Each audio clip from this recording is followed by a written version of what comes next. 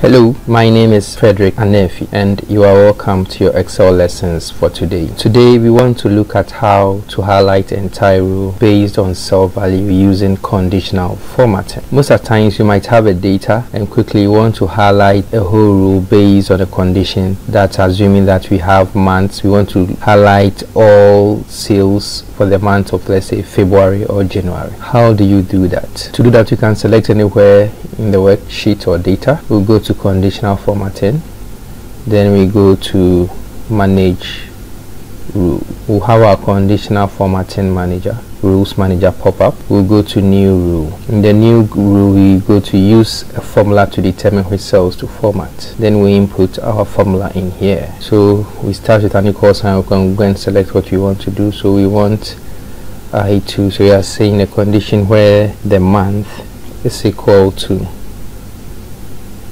a particular cell value. Here we use the mixed referencing and use F4. So this is where we have the column being fixed and the row being relative. So we have the dollar in front of the column or I. Then we go to format. So if that satisfies the condition, how do we want it to be shaded? Okay, we want those particular cells to be shaded or given a shade of a dark gray.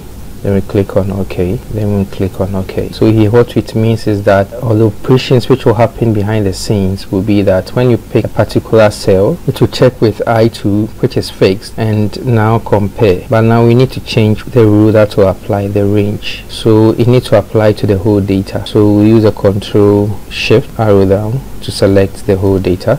So what is happening is that it will go through, and where it finds one, it will highlight it based on the area we have selected. So you can see that when we click on apply, you see that for months, for the situations where we have months to be equal to 1, we'll have the whole row shaded. We can click on OK. In our select month, I use the validation rule to really set this up. You can visit earlier versions of my videos to really find out how to really go to data and use data validation to set up months like this. So since we have it like this, you can just select any month.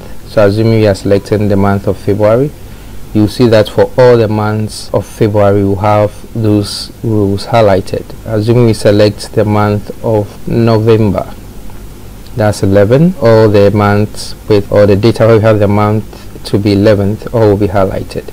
In the same way, if we do 12, that's December, sales which happens in December will be highlighted. This is how smart you can use really conditional formatting based on a cell value to highlight rows. Thank you very much and continue to follow us on Teach Console. Have a wonderful day. Bye bye.